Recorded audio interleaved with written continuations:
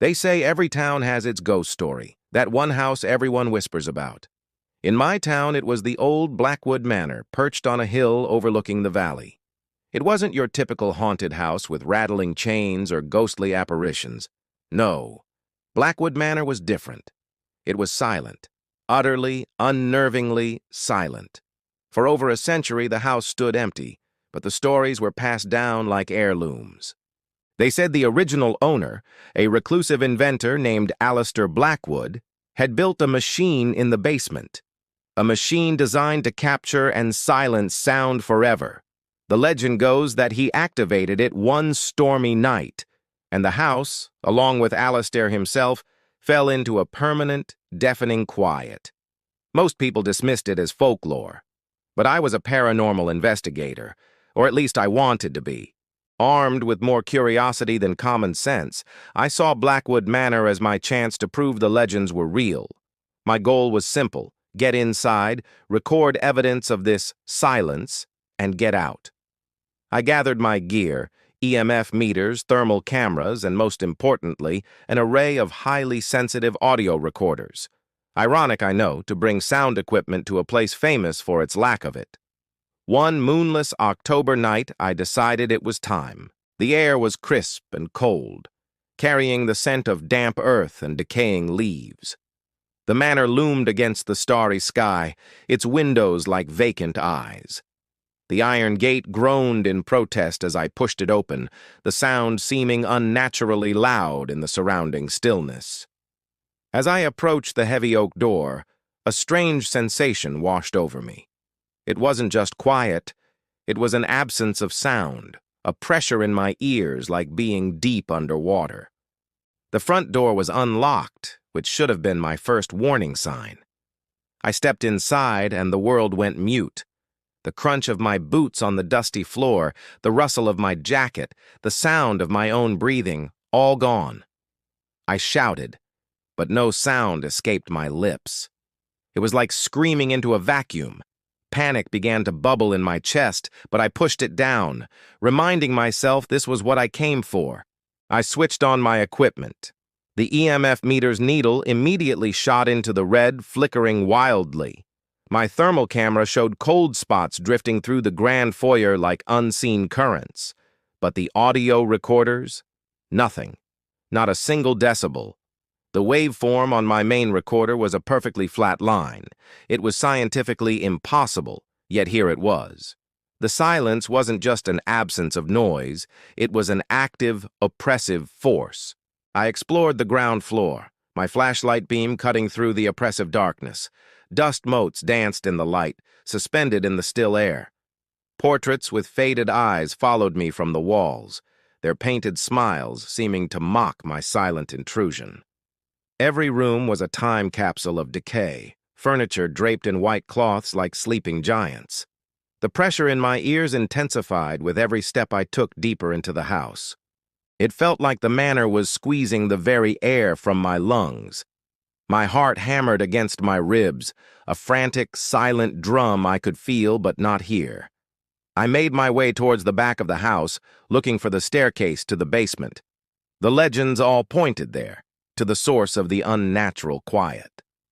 I found a heavy wooden door tucked away in a dark corridor. A chill that had nothing to do with the autumn night ran down my spine. This was it. The door creaked open, but again, no sound. Only the vibration traveled up my arm. A set of steep stone steps descended into pitch blackness. Taking a deep breath I couldn't hear, I began my descent. The air grew colder, and a metallic, coppery smell filled my nostrils.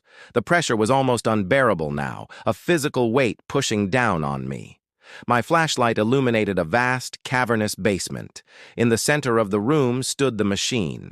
It was a monstrous contraption of brass, copper coils, and strange, glowing vacuum tubes, all connected by a web of thick cables. It pulsed with a faint internal light, but was utterly silent. The EMF meter in my hand screamed, its needle vibrating violently against its stopper. As I moved closer, I saw something etched into the brass plate at its base. It was a single word. Listen. Ironic. I circled the machine, my thermal camera scanning the area. That's when I saw them. Faint, human-shaped figures huddled in the corners of the basement. They were translucent, their forms shimmering on the thermal display, all colder than the surrounding room. They weren't moving. They were just standing there, watching. Their mouths were open as if in a perpetual, silent scream. A sudden, intense feeling of dread washed over me.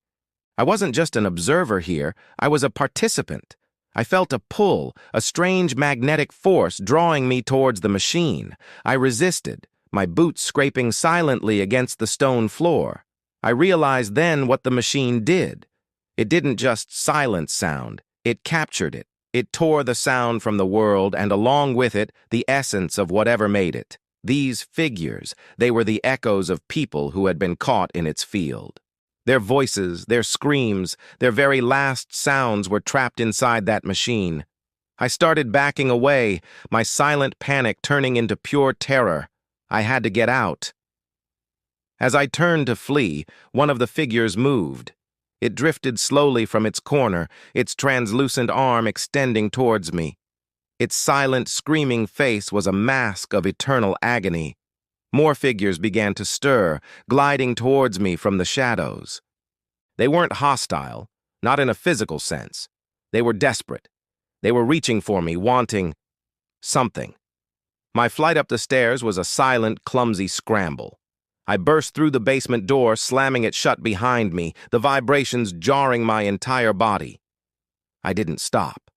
I ran through the dark, silent halls of Blackwood Manor, past the watching portraits and the dust-covered furniture. I could feel them behind me, not chasing, but following, a silent procession of the lost. I burst out the front door and into the night.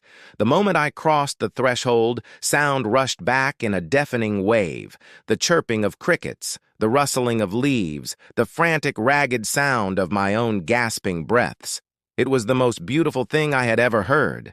I didn't look back. I ran through the gate, down the hill, and didn't stop until the lights of my town were a comforting glow below. I never released the footage. The flat audio files and the flickering thermal images felt like a curse. To this day, I can't stand complete silence. I need a fan running, music playing, anything to fill the void.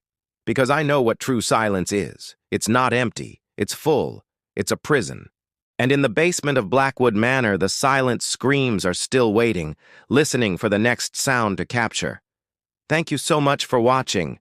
If you enjoyed this story, please hit that like button and subscribe for more tales from the shadows. Stay safe, and always, always be wary of the quiet places.